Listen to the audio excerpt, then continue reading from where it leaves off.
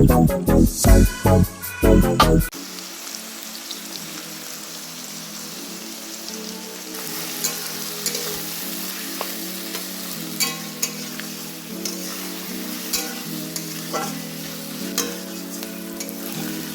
অনেকটা লাল লাল হয়ে এসছে, আর একটু ভাজা হয়ে গেলে এবার আমি বাটা মশলাটা দিয়ে দেব।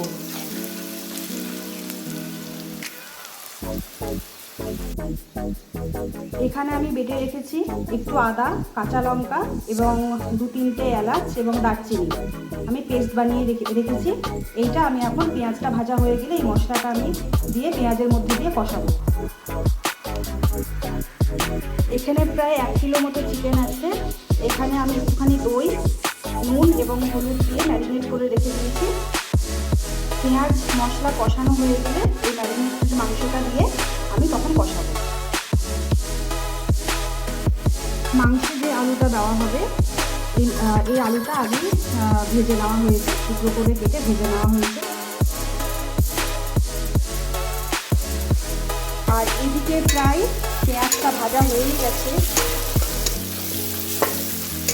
এবার আমি বাটা মশলাটা দিয়ে দেবো।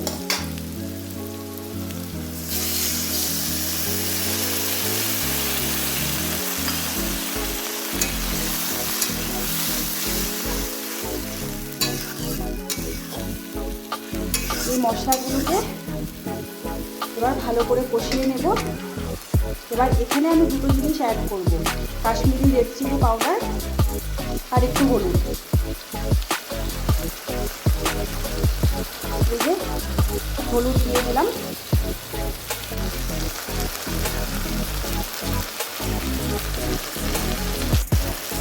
এবার আমি দিয়ে দেবো কাশ্মীরি রেড চিলি পাউডার। এটা আমি ইউজ করি কারণ মাংসের কালারটা খুব ভালো আসে। আর এবার আমি দিয়ে দেবো একটুখানি চিনি। মশলা কষানোর সময় আমি একটু চিনি দিয়ে দিই, কালারটা আরও ভালো আসে,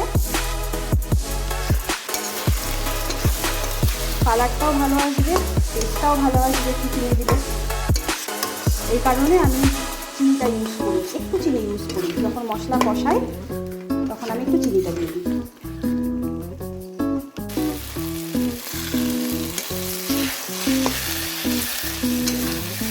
মশলাটা প্রায় অনেকটাই ভাজা হয়ে এসেছে। এবার মাংসের মশলা যখন আমি কষাই তখন একটু তো জল দিতেই হয়।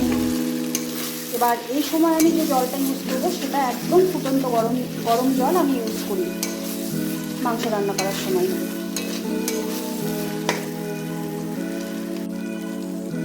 এবার আমি একটু গরম জল দিয়ে দেবো। জল না দিলে মশলাটা লেগে যাবে।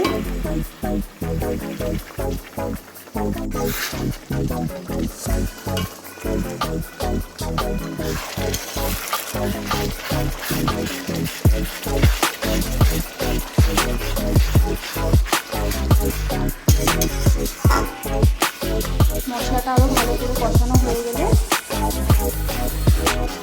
মাংসটা আমি দিয়ে দেবো।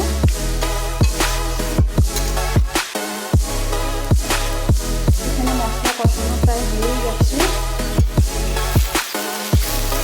এবার আমি এখানে চিকেনটা দিয়ে দেবো।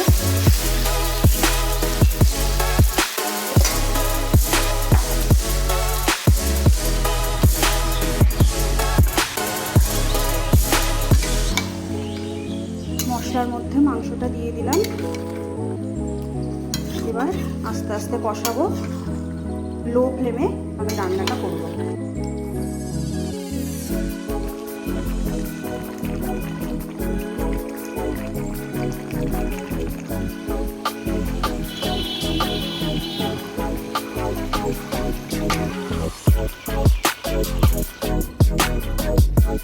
চিকেন রান্না করা আমার কমপ্লিট।